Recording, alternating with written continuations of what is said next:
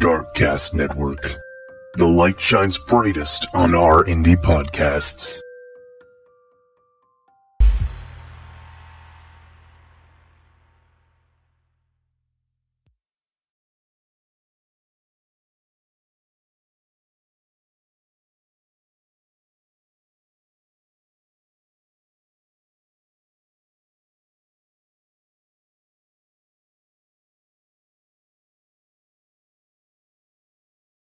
I definitely won't be making it again, but it was a lot of fun making it.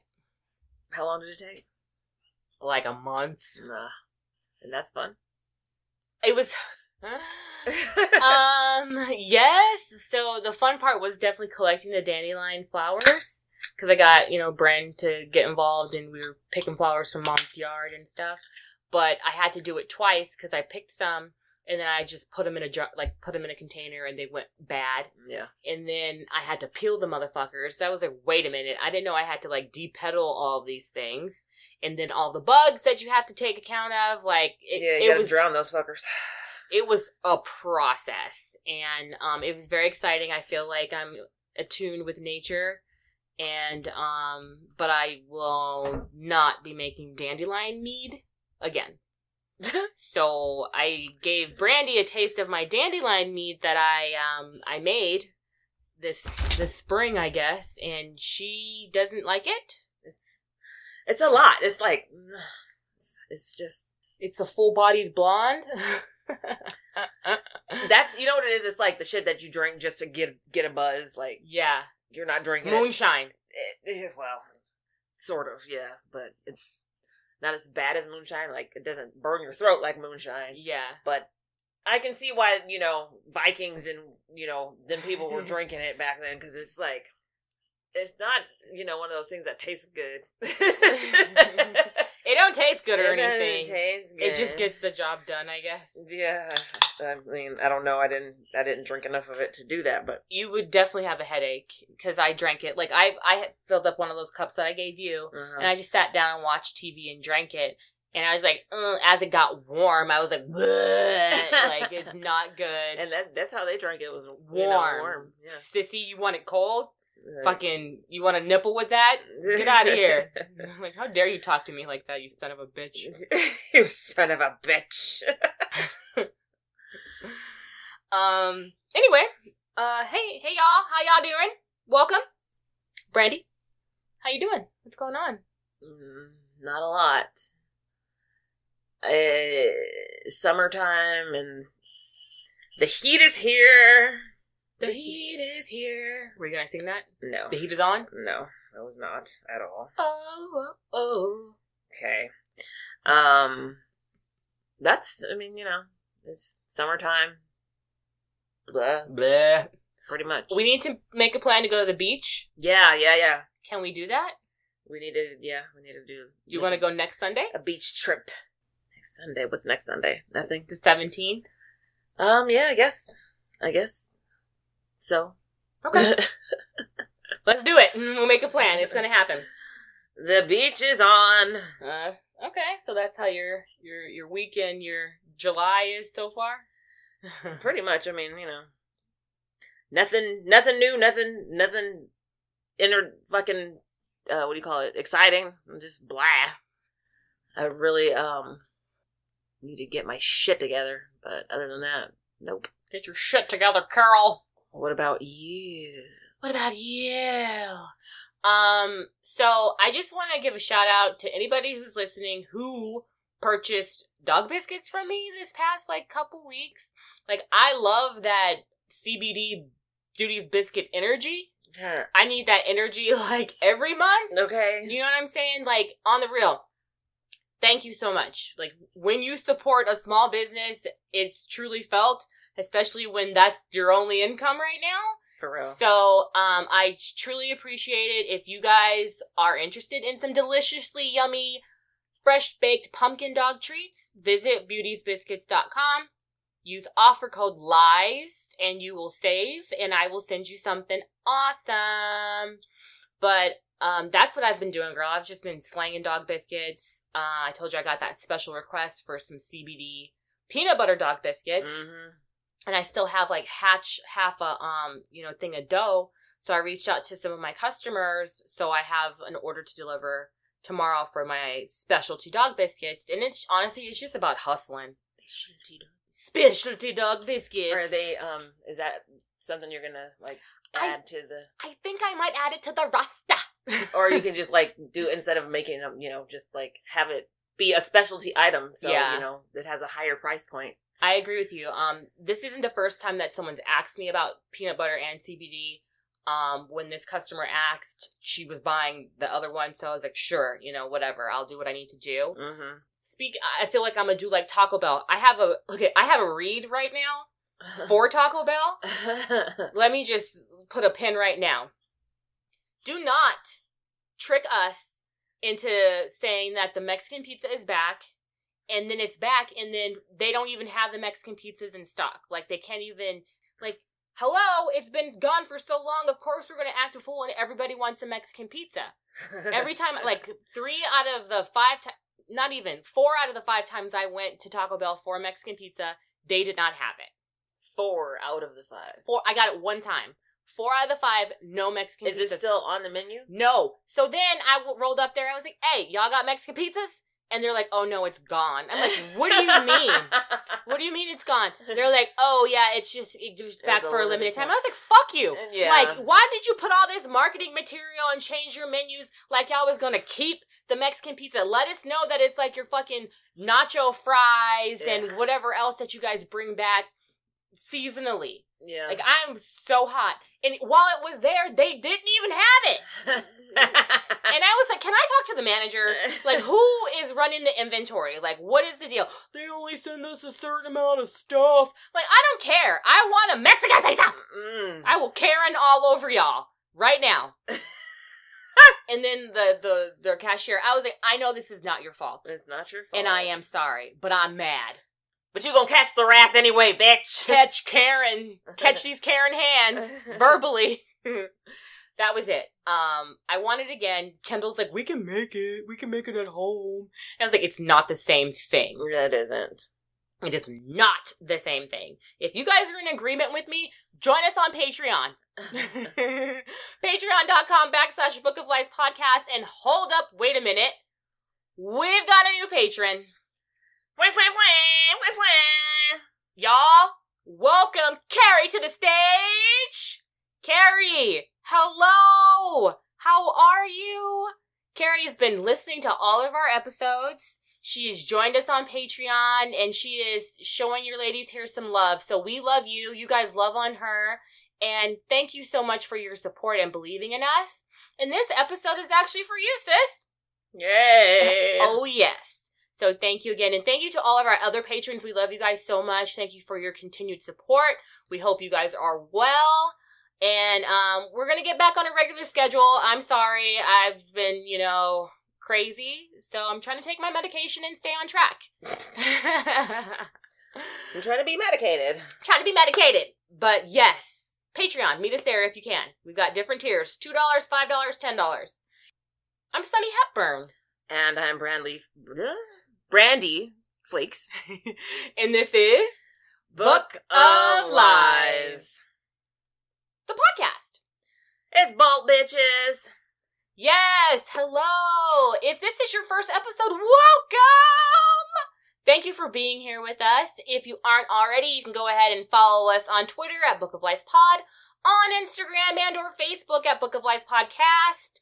We have a website, bookofliespodcast.com.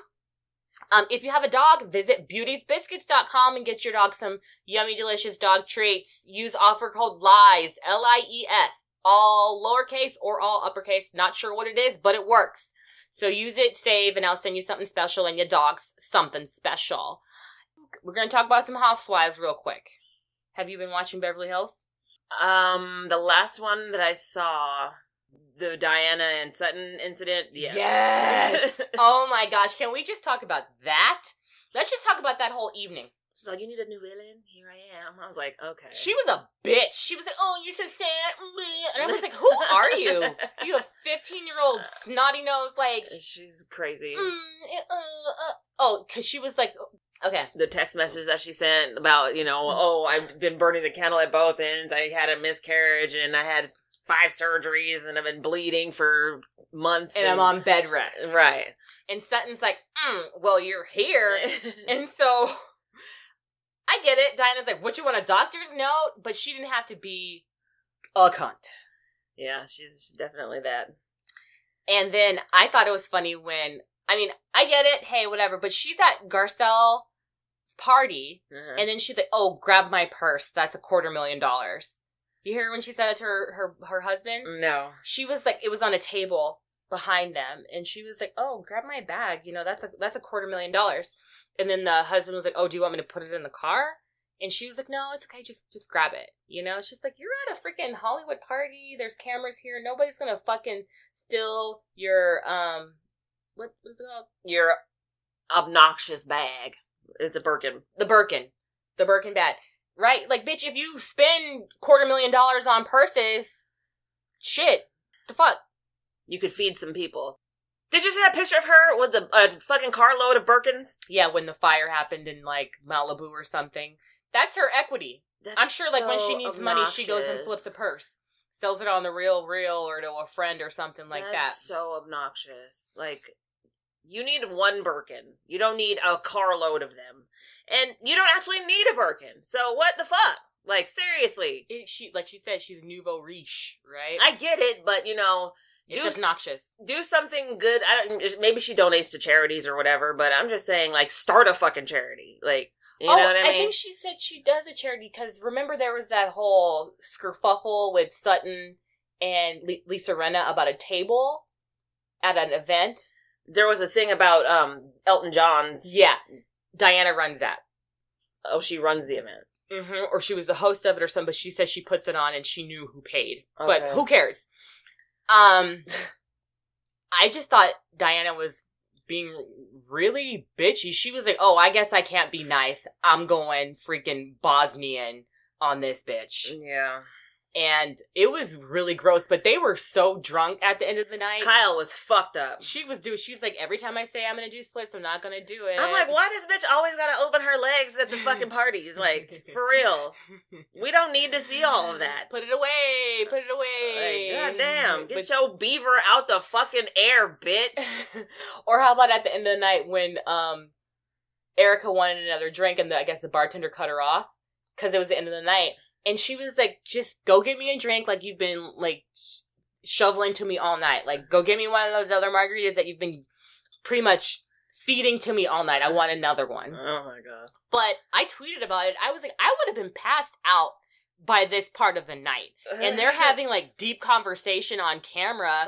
It's gonna get messy, which it did. Yeah. I felt uncomfortable.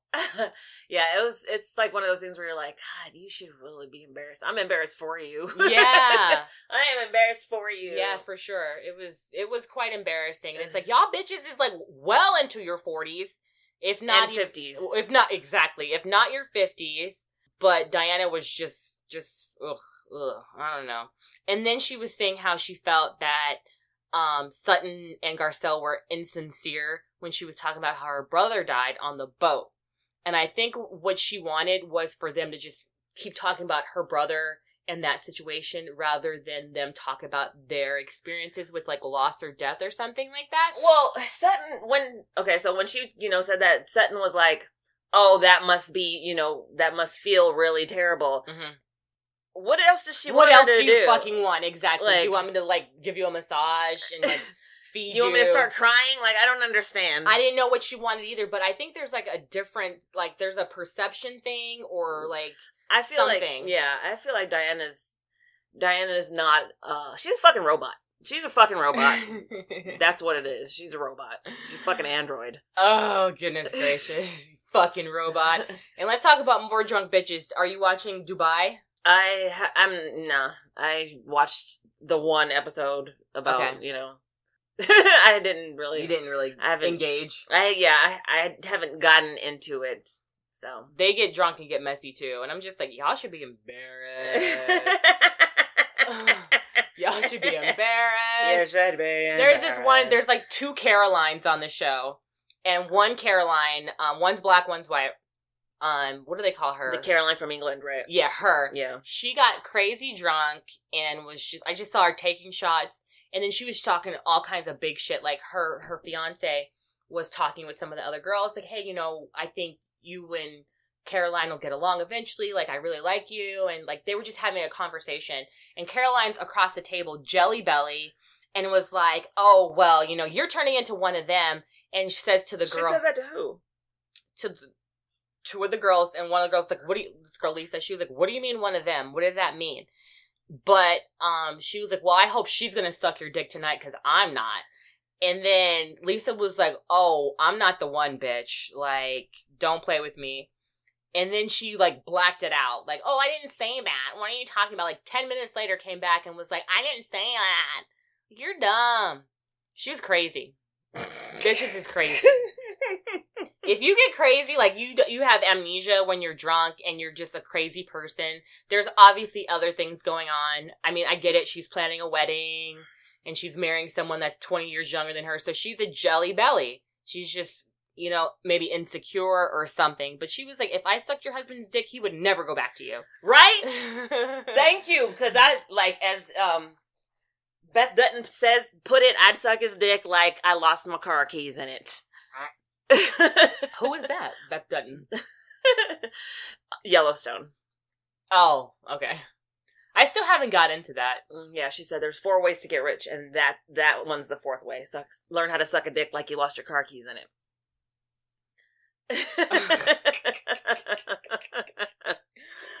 Well, I haven't had to resort to that yet. Just saying, that's what she said. Okay. She told the kid, there's 4 ways to get rich. The kid that she adopted? Yeah, well, yeah. Yeah. Because, he was being dumb, and she said, there's 4 ways to become rich. Inherit it, steal it, work damn hard for it. Mm-hmm. And then he asked her what the 4th way was, and then she told him. And he was probably like, oh, fuck, okay. He said, is that how you got rich? Did she slap the shit out of him? No, she was just like, oh, okay, cool. Oh, you got jokes, eh? Yeah. You got fucking jokes. Okay, got it. All right, Brandy, is there anything you want to ask me? Oh my god, you're so annoying. What are we talking about today, Senna? Yay! So, we had a request from our newest patron, Kerry. And I think in the back of my mind, I think I wanted to kind of revisit this situation. But today, we are going to talk about G.Elizabeth Carmichael, Geraldine Elizabeth Carmichael, the docuseries on HBO, The Lady and the Dale. Oh, okay. So, I feel like in our first year, we talked about the Dale. And it was a very short episode. I think I just threw it together. Obviously, some of you guys out there wanted a little bit more. And then they had this documentary, and I started watching it, and I stopped watching it. So it's only 4 episodes, so it's kind of a quick watch. But it goes into a lot more detail as to what was really going on. Okay. So we're going to talk about it again. Cool. All right, here we go. So, born in 1927... G.Elizabeth Carmichael, or Geraldine Elizabeth Carmichael, was born Jerry Dean Michael in Jasonville, Indiana.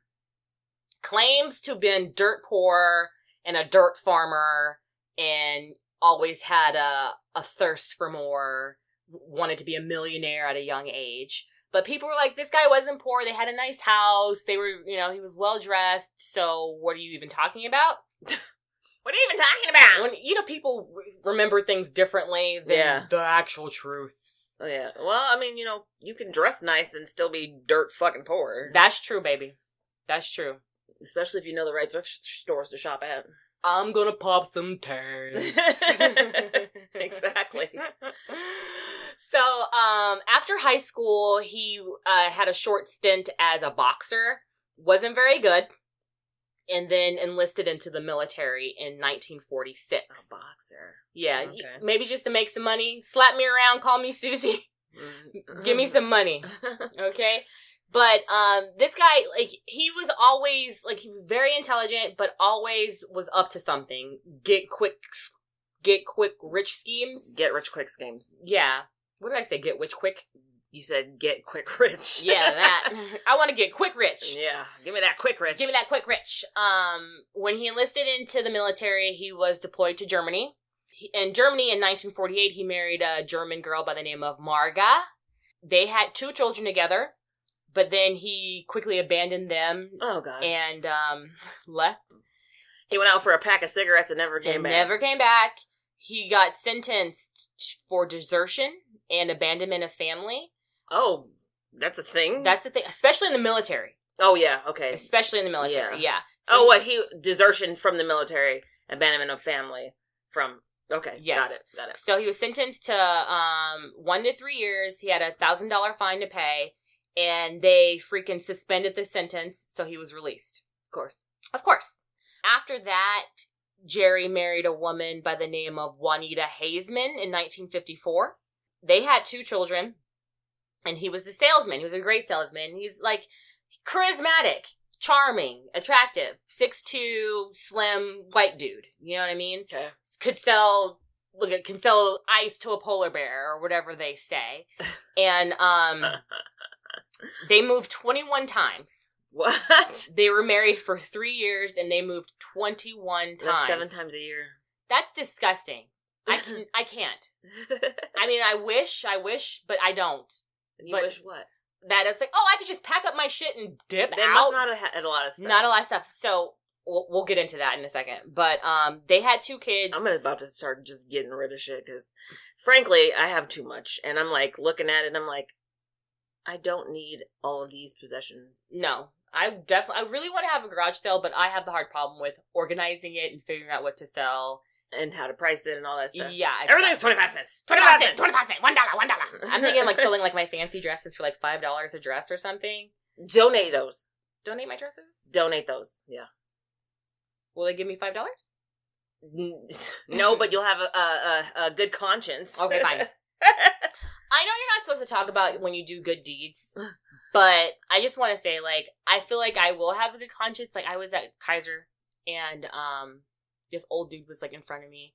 He was paying for his shit. It was like $2. Like, it was $2, his prescription fee, and his card didn't work. And I was like, man, like, he was like, I don't have any money. Like, the guy was like, I don't know, figure it out. And I was just like, here, dude, like, here's $2. Here you go. He was an old guy. Yeah. His Medicare wasn't working. His debit card wasn't working. Uh-huh. So I was just like, I've got $2. Here you go. Take it.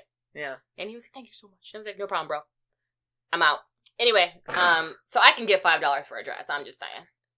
But I hear what you're saying. Women need dresses and stuff like that. Yeah, there's, it doesn't matter. I'll tell you later. We'll talk about it later. Yeah. Okay, so, they were married for 3 years. The wife was like, I gotta go. Like, they would see all of this instability and the fuckery. Juanita Haseman's father was just like, he's a no good guy. Like, he put like a down payment on their house and they left and they just kept moving. Weird. He was a vacuum. Was he running from something? What? I think so. He was a vacuum salesman. He got fired from that job because he was pocketing down payments. So weird. Then he also said that he was a gun runner for Fidel Castro. Like, he was providing guns for like the revolutionaries or some shit like that. Well, in Cuba? Yeah. Okay. Mm-hmm. Whatever. And apparently he went to jail in Cuba. This is his story. Who knows if it's true or not? Oh, this is all his version of the truth. Yeah, his Got version it. of the truth. So then he married another woman in 1958 by the name of Betty Sweets. They were married for a few months. She got pregnant. She was like, I'm out of here. Like, divorced, took off with the baby. He never met the baby. The fuck? Yeah. So he's got a bunch of kids out there just like, and he's just running around being a dick. All right, cool. Pretty much. Right. So then, in 1958, again, he met a woman by the name of Vivian Bennett. She was 16. She was like That's not a woman, that's a child. That's a child. She's a child, yes, okay. He met a lady. A girl by the name of Vivian. She was 16. He met her at her job. She was a waitress, back in Indiana. He was suave, of course, salesman. I think the age of consent is like 16 there, too. Yeah, and Okay. it's the 50s. Right. So, Here we go. So, they fell in love. She was all in, and they got married. And then Jerry takes Vivian to California. So, okay.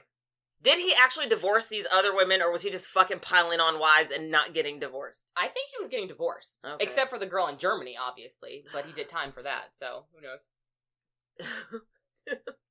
No, he didn't do time. It was a suspended sentence. Mm-hmm. So, anyway. Apparently Vivian had an abusive father, so she was game for getting the fuck out of there. Right.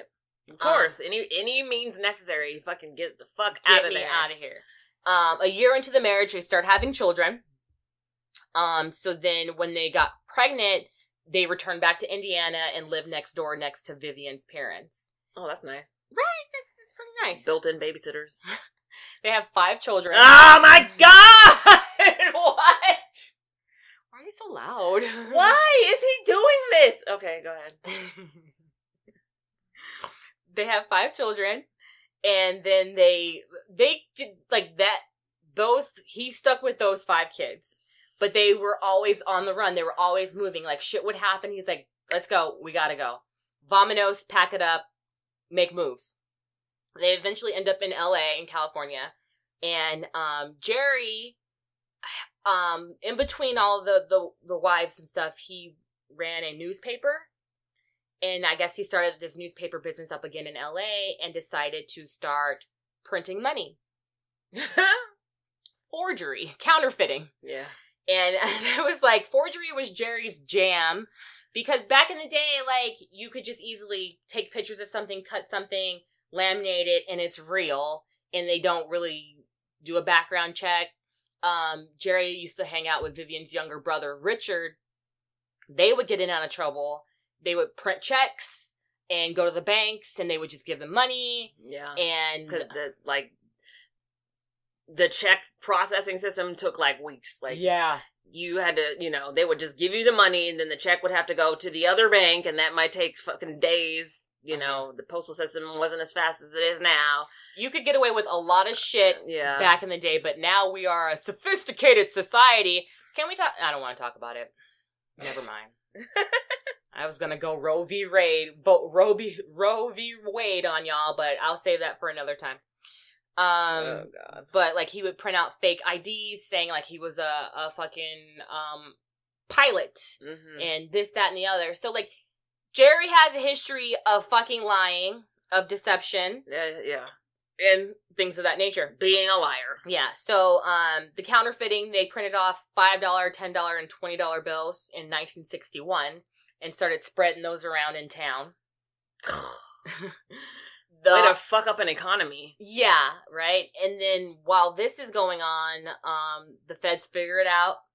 They figure out who it is, and they catch him, and they obviously try and prosecute him. So on September 18th, 1961, he was on bail, and he fled for the counterfeiting charges. Oh, well, he's like, fuck this, I'm out of here. So he continued to remain on the run with his family, and they would move every few months, different cities, different states, and the kids were all homeschooled as well. Mm-hmm. So, didn't have to switch schools, didn't have to make new friends, all that stuff. None of that. So they were apparently they knew when the lines were tapped. They would hear like a clicking, and then when they would hear that, they would just take off in the middle of the night. Oh, God. Did the wife know? She knew. She was game. She was all about it. She was all about that life. Okay. And so, let's go. Pack it up. So, she's in on it. Jerry was great at starting businesses. To make money, he had like a pet store, and convinced people to start fish aquariums or nurseries in their basements and shit. What? I don't know. This guy he was good at making money. What? Because they didn't want to buy tropical fish because it was too expensive. Mm-hmm. So he would convince people to like flood their basements and breed fishes. That's nuts. It's insane. But what he learned was when you put certain hormones in the water, the fishes would spawn. And so that starts Jerry using hormones, because this whole time he wanted to be a woman. He would dabble in cross-dressing. He said when he was a kid, he would put on his mom's clothes or his cousin's dresses. They would change clothes. He said when he was in Germany, he would, like, and after a club or something, after a bar, take his pants off and, like, walk home because it felt like he was wearing a dress and he felt liberated and always had these feelings that he was in the wrong body. Yeah. I think I already told you, like, I did an article for, about a transgender woman who, she told me, like, the whole thing about, they do a thing where they accumulate all of these women's lingerie and stuff, and then they'll do a purge where they get rid of all of it, and then they accumulate it again, and then purge it again because, shame, or why are they doing that? Pretty much, okay. Yes. And, like, their family, if they're, they might be doing hyper-masculine things, like playing football, joining the military, stuff that, like, proves they're a man because they feel like they were born in the wrong body, but they don't want other people to know. It's like it's until they're actually ready to affirm that they are a woman, then they do this. It's like a ritual. Okay. Hormones. So then they're evading the counterfeit charge from LA from 1961. And then, Jerry fakes his death to elude the FBI. And apparently he did some business with some mobsters, probably borrowed money or something. So, he faked his death. People thought he was dead. Okay, so, alright, go ahead. So, the family makes their way back to LA. I think they're like in Pasadena or something. And around 1966, Jerry asks his daughter, he's like, hey, do you want me to be your mommy? And the daughter was like, okay, like, I like moms. Like, that's cool. And I think it was like a slow transition with the family. Like, hey, they never called him dad. They always called him Jerry. Okay. And then, like, oh, call me Aunt this. Call me Aunt Liz. Call me Mommy. And, like, it was like a progression thing. And the family was like, okay, whatever. And then Jerry decided to start transitioning in 1966. Okay. All right. So then Jerry decided that he wanted to be called, or she wanted to be called Liz. Liz Carmichael. Geraldine Liz Carmichael. And apparently Liz really liked Liz Taylor. Right. She's glamorous, she's got money, she's rich, and why the fuck not? Yeah, she's classy, except for all the husbands, and she is the epitome of a woman at that time. Precisely. So started using the hormones from the veterinarians to start the transition. Veterinarian? The fish hormones, I told you. She was getting them from vets. Okay. Liz then went to Tijuana and had her testicles removed. And then had breast implants. All right. So, but she still had like a non-functioning penis. Right. And that remained. She would practice like talking in recorders to, get her womanly sound. And again, to sound more feminine. Then they went back home to Indiana to the brother, Richard, Vivian's brother. And, the wife was not on board. Hang on, let me just put a pin in there. She was like, no. She was like, fuck no, I'm leaving. I'm not going to be married to a woman. She was not on board. Yeah. And then, they kind of separated. And then Liz just, would just write to her and call and whatever. And it's like, hey, I love my family. I love you. I love these kids. I'm here for them. Yeah, fuck all them other bitches I married. Fuck them other kids I had. Fuck them other kids. I don't even know them. So wrong. But then Vivian got on board. And was okay with it. So they were just going to be a family. And Vivian was going to be Aunt Vivian. And Liz was going to be the mother. What? No. No. That's what happened. No. I'm still mommy. Yeah. Now, if we're going to be lesbians, fine. Let's be lesbians! If we're going to be lesbians, fine. But I'm still mommy, motherfucker. How come you taking my job? I'm just saying. What's that about? Like, excuse me, I pushed these babies out of my coochie, not you. My vagina. But anyway, that happened. Liz was introduced to Vivian's family. They were on board with the transition. They're like, okay, weird, but whatever. We'll support it. As long as somebody's supporting our family, I don't give a shit. Fuck, it's fine. So they're in LA or in California, and now Liz is trans, obviously. but she was an unattractive woman. Oh. And she couldn't find a job. You know, trans people typically have to take vulnerable positions and roles and, you know, what have you. Yeah. So in 1973, Liz met a man by the name of Sam Schlickman, and he hired Liz in real estate and really took Liz under his wing. He started another company called USMI, and it was a sales and marketing company for home inventors. And that's when Liz was introduced to this 3-wheeled car called, well, she named it the Dale, because the creator of the vehicle, or the thing was called, his name was Dale Clift. So, the Dale. She's like, I'm gonna name it the Dale, right after you. So the guy created it because he used to ride a motorcycle, and he wanted to ride his motorcycle in the rain. So, okay, he created this 3-wheeled vehicle and was driving it around, and so Liz got wind of it and was like, okay, let's do this. And then, I mean, there are tricycle motorcycles. No, the Spider, right? But tricycle motorcycles. Okay, yeah, but there's no. It has a wheel in front and 2 wheels in the back. But there's no different people, different manufacturers make Listen, them. If it's raining, you're still gonna get wet, though. It's not a car. Oh, he wanted it to be covered. Yeah. Okay. Because people ride motorcycles in the rain. They sure the fuck do. Yeah. But not in 1973. Anyway, so she gets wind of this and is like, oh my gosh, we can make millions. And at this time, the gas crisis was happening in the US. The first one when there was just a gas shortage. When gas was 50 cents instead of like 25 cents and people were like hoarding gas. Now it's fucking $6, bro. It's $8. But whatever. Not yet, but shit. You go down there. To LA? Ugh, or in the Bay. Mm-hmm. Here it's about $6, guys, and I want to walk everywhere, but I'm too lazy. I'm getting a bicycle. So I will be pushing that motherfucker on 2 wheels, getting my freaking calories burning, and getting sexy back while saving money. Your nipples hanging out. Oh my God. God. Wow. All right. Let's go. This isn't on video. Sorry, y'all. You missed the show.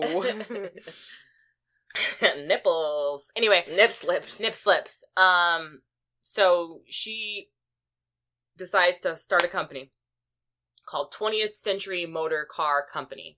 Gets an office right there on Ventura Boulevard in Encino. Yep, I know exactly where that is. I used to work over there. And at the time, it was just like, oh shit, you are balling out of control. You're on Ventura Boulevard, this office. You must be legit. So, I wonder if it was the office that I used to work in.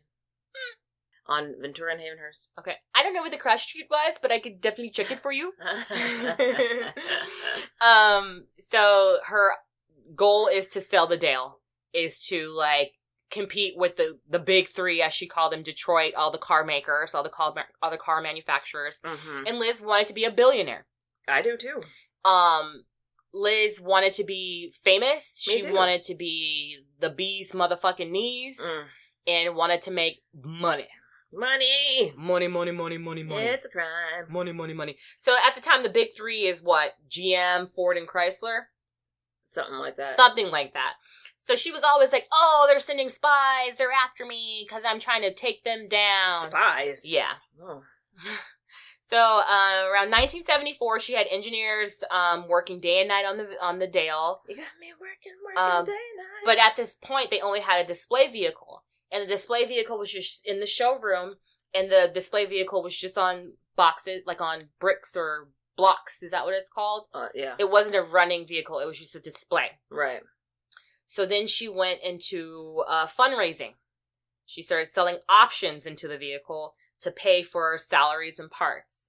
So the vehicle was sold or So the intention was to actually make a vehicle. The intention was to actually make a vehicle. Got it. Yes. But the way she was running this company was very unorganized. She had, like, some guy come in who was, like, an engineer. She lied about her background. She was like, oh, yeah, I went to this school. I have a degree in engineering. My husband was worked in space. Like, I get it. When you have transitioned and you are starting a new life, you want to have a story. No, or something. The story is usually the same. It should be the truth, right? Like, the story's not, it doesn't change. Well, she lied about her background, her education, that she had all these degrees, and that she had all this experience in engineering. Mm-hmm. And so the way she's running this business, she needed to bring in more capital. So she had investors, and then she was selling options to the car. So people were prepaying for these vehicles. The vehicle was sold for $2,000. So, they're like, okay, well, we'll take $1,900 from you. It's fine. And then some people paid $500, but they were collecting money for the Dale that was not even in production yet. Uh-huh. They're just trying to create this car and make it run safely, hopefully. Right. But she had PR people, and publicity was through the roof. She got the vehicle on The Price is Right. And so they're like, it's the Dale! And people were like, what the fuck is that? I don't want that!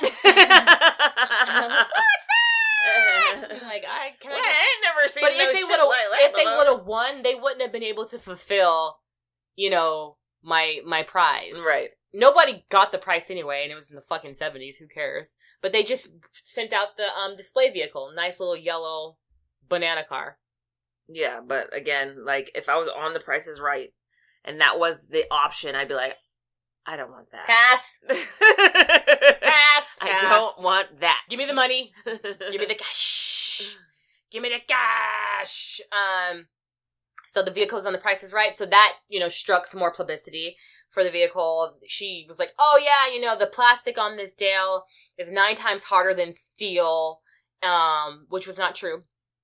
And like, whatever. How the fuck do you make? Well, whatever. It was something from space. I was like, it's something from space. Some space technology. Some space technology. Right. But Liz was all about fake it till you make it. Okay, that's fine, but you gotta make it. So, Yeah, and so, of course, people are very inspired by Liz. Hey, create this vehicle that gets 70 miles to the gallon. 70 miles to the gallon for $2,000. Why the fuck not would I want this vehicle? First of all, if a vehicle like that existed at that time, that Elizabeth would have been shot. Like, they would have found her body somewhere because damn, they did not want that happening. Well, that's the impression that she was like, hey, they don't want this happening. No, I've got spies. That's not a thing that they wanted. Well, all of her employees did want her to succeed. Running the business was, again, a totally different situation. There was no guidelines or deadlines. So it's like, just make the car. Okay, well, do you have a deadline for us? No, just do it, Just fucking do it. Just do it. Just fucking do it. You gotta do it. So she hired anyone that, like, kind of believed in her dreams. But when she's hiring some people, hey, we want to work for you. Here's some money. Here's my life savings so I can work for this and invest in the company. So she was collecting money from, like, employees. Okay, wait, hold on. The money was because they wanted the job or because they wanted to invest in the company? Both. The fuck? How you gonna pay for a job? Both. You supposed to be getting paid. Apparently there was a lot of people doing nothing in the shop, just like a bunch of randos just walking around drinking coffee. And they're like, who the fuck is this guy? Talking at the fucking water cooler. Well, I work here. They're like, do you? And they're like, yeah, I gave her all my life savings. I work here now. What? Okay, what is your job? What is your title? What do you do? What do you do? But again, publicity, she's on magazines, she's on TV, people are talking about it. Are you saying publicity or publicity? Publicity. Media? PR? Publicity. Publicity. Yeah. Were you saying publicity? No! I said publicity. What? Publicity. Okay. Shut the fuck up. Shut your mouth. Because I swear I heard publicity a couple of times. Y'all let her know what y'all heard, okay? I'll find out later, and if I said it, I'm going to delete it. So there. Anyway, at this time, sky high. All the marketing, everything. So she claims that she was bringing in like $30,000 a day from investors. And then there's a possibility that she was, again, taking money from the mob. Because they were like, all these freaking slick neck dudes was walking around, real intimidating like, and they're like, who the fuck is this? And I'm shut up. I work here now, shut up. I work here now. That's what they, did you, you probably didn't watch The Offer. No. It's funny. That's what they were doing on The Offer. Like, all of a sudden there were these mobsters on the payroll, and they were like, what is this guy? Who is this guy and what does he do? And he'd be like, I work here now. I work here now. Shut up, I work here now. Yeah. And then the employees started getting paid in cash. So they would see all these, like, bags of cash and suitcases full of cash. And when it was time to get paid, it's like, here's the money. Here you go. And what should have been done is with these options, when people are paying for this vehicle that's not in production yet, the money actually should have been put in an escrow account. Yeah, that would be... for use later. Like, ideal. Ideal. But she's using it for office expenses, for day-to-day, and things of that nature. Okay, but it's still going back into the business. It is definitely going back into the business. Yes, Okay. for sure. With all the publicity, did I say it right? I don't... With all the PR, this reporter from Channel 7 News, Dick Carlson, gets wind of this, and he's just like, what the fuck? Like, it sounds like, it don't sound right to me. Like, what's going on? So they go to interview Liz, and then he was skeptical of her, and was like, I think this is a man. And so they were like, well, you can't just say that. Like, you can't do that. Yeah. So stop it. Mm-hmm. And then they find out how the business is being run. And then they're like, well, you don't have a license to be selling options into the Dale. So then they managed to get a cease and desist order. Cease and desist. Yeah, cease and desist. Cease and desist. Good job. They got that. And then they're supposed to stop selling these options for the Dale. But they weren't. So she got hit with that, but she did not relay that message to the rest of the team. So then the showroom is still open, and they are still collecting money from people for the vehicle. Mm-hmm. Down payments and whatnot. So her salespeople didn't know. So then Dick Carlson had a hair up his ass and was like, well, why are they still open? Like, what's going on? And so he sends a cameraman inside the showroom to see if they were going to sell him an option for the Dale. And they do. Of course they do. Why wouldn't they? They Hello? do. I need that money, baby. We running shit. It was Steph's birthday. Duh. So then Dick begins investigating Liz. Because what had happened was, like, he was just doing all these stories about, hey, this is a fraud, this is a scam, like this shouldn't be going on, like, what's going on? And apparently she attempted to bribe him, Dick Carlson, to, like, just shut the fuck up. And someone was like, hey, $2,000, here you go, just be quiet. Shut it, bitch! And he was like, nah, not doing it. And so, after the bribe, then he was like, well, who is she? Like, where did she come from? You know, she's claimed to go to this school and that school. I've called the schools, and they don't know who you are. And calls her, I'm like, hey, so what year did you graduate? And Liz is like, oh, lady doesn't, tell her age. Like, what are you talking about? And he's like, well, I called the school, and they don't know you. And she's like, well, mind your fucking business, and hangs up. Right. The fuck out of here. And so as bad publicity is coming in, less money is coming in because the cease and desist. So they have to stop selling options. So there's no money coming in. Mm-hmm. So then people stop getting paid. Checks start bouncing. And people are upset. Of course. But, I want my money. There's people who are like, I really want to make this vehicle happen. Like, this just needs to happen. Just give me like 6 months. We can do this. And then all of a sudden there's some Japanese investors that are interested, and they just need to test drive it. They need to go through a test drive because the vehicle was never test driven. There was no vehicle to test drive because it wasn't in running condition yet. So they have December 31st, that's pretty much New Year's Eve, 1974. They do a test drive. And there was this one engineer who wanted to become like, because he worked in automotive before, and he wanted to be like the engineering manager to get this vehicle to work. Liz was like, nah, we don't need you. I've got this. Not you, Sophie. Not you, Sophie. I've got this other guy who's doing it, but things weren't getting done. Because he was like, it should be operating this way, and it's not. Right. And he saw that. Mm-hmm. He kind of saw what was really going on. He was like, well, I want to test drive it. Let me do it. So him and another guy get in the car. Move over, Milton. Let me drive. And he's driving the vehicle, and these Japanese investors did show up. Everybody's shown up to see this test drive happen, and it's driving. I guess it was going like 40 to 50 miles an hour. Everything's going well. And then the guy who's test driving, he was like, well, let's see how well it's really going to do. Brakes and turns the car just to see, like, if you could really handle these turns. Don't tell me he rolled the fucking shit. If it was rolling on 2 wheels. So it was like, you know, 2-wheel driving. It was a problem, obviously, because there's something going on with the wheel in the back and the way it was balancing out the weight. So that fucked the test drive, and the investors from Japan were like, we're going to nope out of this. And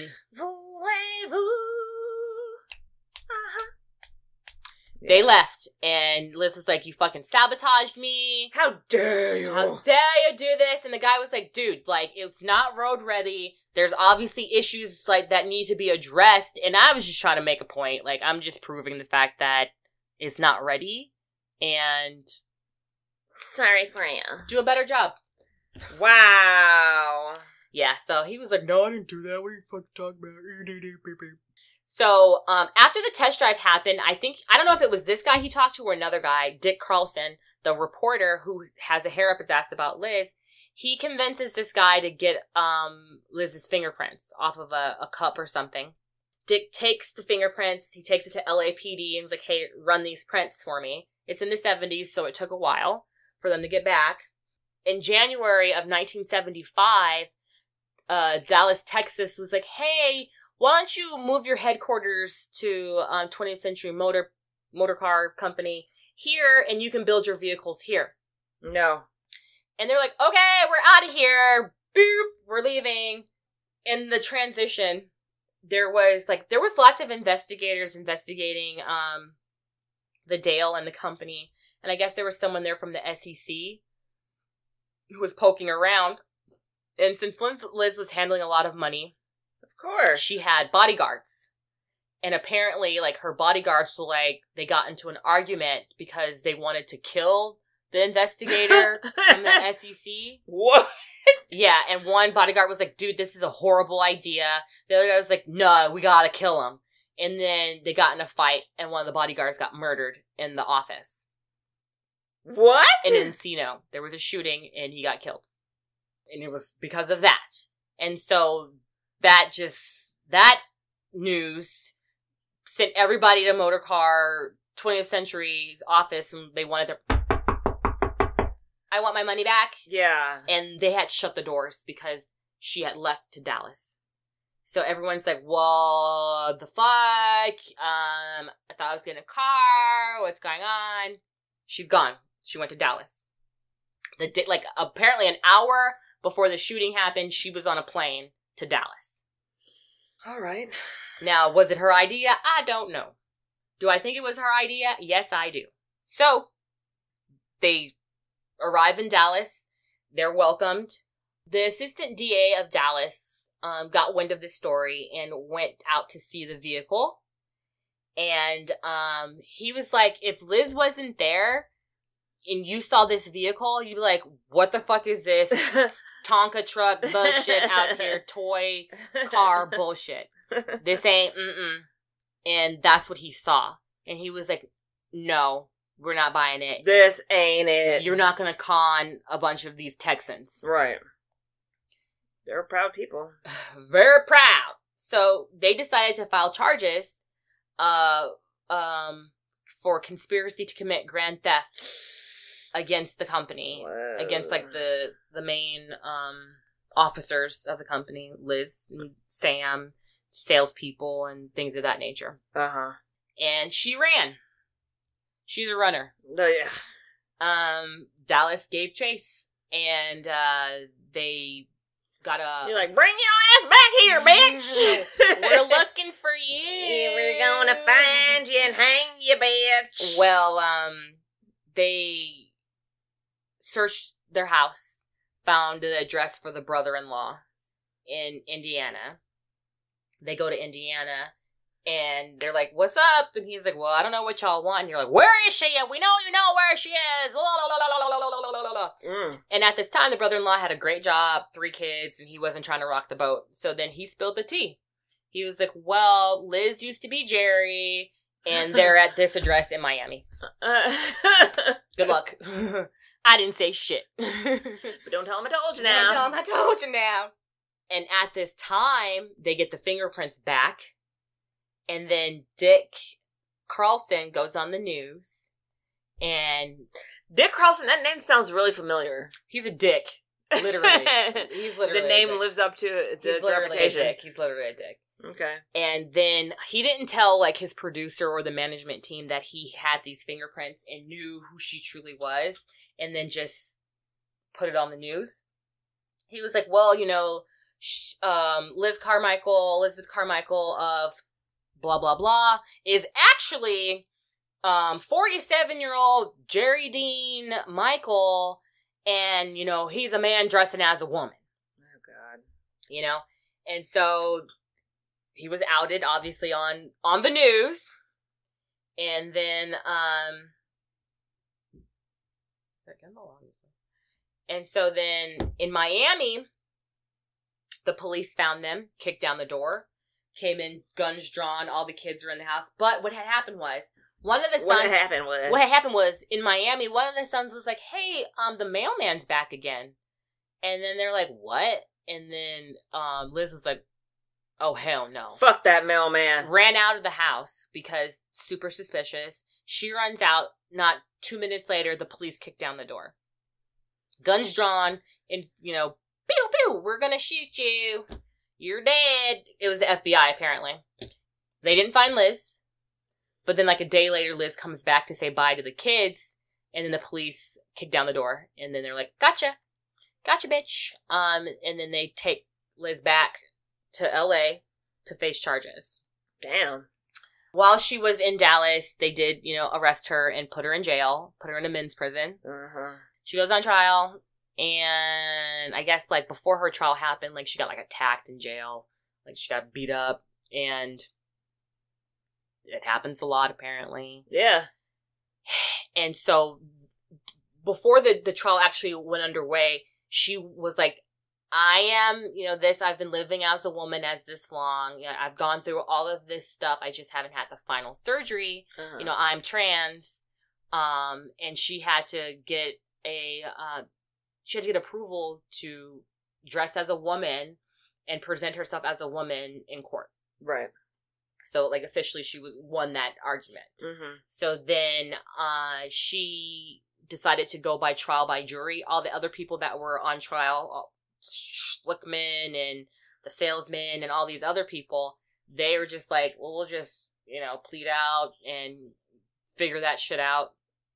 She went on trial and did not want a lawyer appointed because she was like, why would I choose a court-appointed lawyer? Like, you guys don't want to see me succeed. Blah, blah, blah, blah, blah. And this isn't her first time in court, obviously. She decides to represent herself. Okay, well. Yeah, so apparently the proceedings went on for 9 months. She was found guilty. She was due for sentencing in 1980 and ran. But, okay. She bailed out and then ran. Right. Didn't show up. Right. I'm going to say what I said to my husband, what we said to each other. If this was a black person, they would be in jail. They would have been in custody until they got sentenced. Yes. Exactly. They think that they pursued her the way they did and went after her the way she did because she was trans. Like with Dick Carlson, he was just on it, just like news. This is what's going on, this is what's going on, this is what's going on. And to prove that, oh, she is a man, I was right. In court, he wouldn't call her or, you know, Mrs. or Miss. Dick Carlson? Dick Carlson. Dick Carlson, he was a witness. He was a witness. Uh-huh. He would call her sir. Or him. Or whatever. And the judge was like, don't call her, you know, male pronouns. Call her ma'am. This, that, and the other. But he was a dick. Even in his interview, he's a big fat old dude now. And he was just like, I was prejudiced. I'm like, ooh. And probably still are. Still are. Yes, exactly. He's an asshole. Yep. Okay. So, she was found guilty on December 1980. She was sentenced for sentencing and ran away. After that, Vivian and Liz got divorced. Vivian was like, I'm tired of this shit. Like, I'm over this. I'm too old to be running across the countries and whatnots for you. Yes. And so then they got divorced. And the kids opted to stay with Liz. Ooh. They moved all over. And then, again, settled in Texas. And then Liz started a flower business with the family. And, apparently they were doing, like, really good. And they were just hanging out. What was it? How many years later? 9 years later, they are sitting around watching TV. And then she's on an episode of Unsolved Mysteries. What? Yes, ma'am. And, they were like, what happened to Liz Carmichael? This, like, she's disappeared for X amount of years, and, we're looking for her. And someone calls in a tip and was like, I know where she is. And then, the police come for her again. And she finally did her fucking time. Like, if she would have done her time long ago, you wouldn't... None of this would have been going on for as long as it did. Of course not. So they extradited her back to California. And she finally did her fucking time. Mom, James Caan died. We know. Okay, you're late, Mom. And we found that out. We found already. that out. And then on February 2004, Liz Carmichael died of cancer. Oh, and then Vivian also died of cancer, too, years previous to that. Like, after she divorced Liz, she married another man, and then apparently she died soon after that. And so did Liz. She had a couple of different types of cancer. Apparently she had, like, throat cancer and lung cancer. Everybody smoked back then. Yeah, but she did do her sentence. She served 18 months in California prison. All right. Yep. Oh, and the name she was using when she was in Texas at the flower shop was Catherine Elizabeth Johnson. So they also had like a lot of different names as well. And that is the story of the Dale. Geraldine Elizabeth Carmichael, born Jerry Dean Michael. Wow. That's deep. Yeah. So, I mean, okay. It's like, she did fraud shit. Uh-huh. A lot of it. She did want to create a vehicle, and that's what she was trying to prove when she was on trial, that they were actually trying to build this vehicle.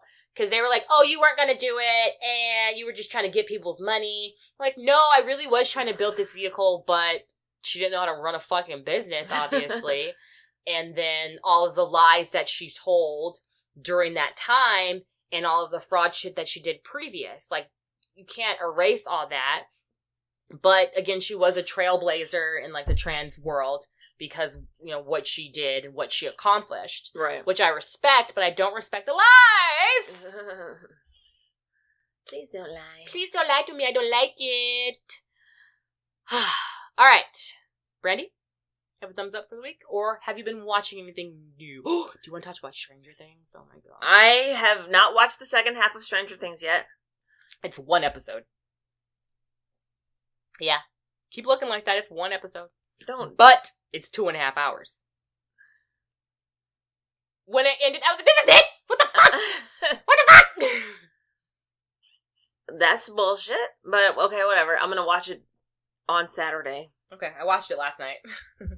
So, or maybe I'll watch it. No, I'm gonna watch it on Saturday. So, yeah, no, don't say nothing. I won't say nothing. Thumbs up, I don't really have one. Trying to think, like, what's something, like, good happening? Tell me something good. There's nothing. Everything is just, it's all flat lines. We're gonna go to the beach next weekend. Okay, well, we can go to Santa Monica Seafood. I can't go there until after the 15th. Girl, I ain't got no money for Santa Monica I know, Seafood neither Market. do I. Girl! Do they take those stamps? I don't know. They might. I wouldn't be surprised if they I have did. those. I still have those. Those ones that we got for the kids from the school. Oh, you got the PBT card? Yeah, I still have that. I'll take it. I'll borrow that. You know what I'm saying? I don't know. I didn't say borrow that. I said, do they take it? Because I don't know. We could use that. I was honestly thinking we can go to Ventura because it's closer and less crowded, but okay. Oh, okay. We can go to different beaches. I wasn't even thinking about that. But all right, whatever. I'm trying to figure out a thumbs up. I don't have one because, again, everything is flatlined at this moment. What's your thumbs up? Or my thumbs up is I'm going to Vegas this weekend. I really want to go to Vegas. Do you want to go? I can't. Oh, you're watching Grandma. Yeah, I can't go anywhere because I have to babysit an old lady. Stop an it. old lady child. Well, let me finish my story. Going to Vegas this weekend, going to a bachelorette party. Wish me luck. I'm going to be the oldest bitch there. But I don't care, because I can... I'm like, that doesn't really matter. I could nap and gamble, and that's all I really want to do. Right. And get a Bloody Mary, of course. Because Vegas has the best Bloody Marys around. It's true, the whole city has the best Bloody Marys. Other than that, I'm just trying to build the empire. I want to be world famous. Nah, I'm just kidding. I keep it simple. I don't want you to know who I am. Like, don't look at me. You don't know me. Get out of here. I mean, other than that, hey, we're back. We're happy that you guys are here to listen with us. And we appreciate you guys. Because obviously there's lots of podcasts out there to listen to. And you're listening to us. So thank you so much. I don't think I haven't been watching anything new, though. What did I watch? I don't know. Nothing. Brandy doesn't Naked and Afraid. I just watched an episode, and I'm just like, these poor little booties. Like, booties and hoo-has, because they be talking about how, like, the bugs be, like, going straight for their cooters. I could never. I would never, and that is not for me. Like, I would have been like, no. I wouldn't even sign up. Why would I do that to myself? I hate bugs. Even when I have clothes on, I hate bugs. Exactly. I feel like the dude from The Mummy. I hate bugs. No, not gonna do it. But, guys, thanks again for listening. We love you. And come on back next week because we'll be here. And I'm Sunny Hepburn. And I'm Brandy Fleeks. And this was Book of Lies. The podcast. S-Bolt bitches.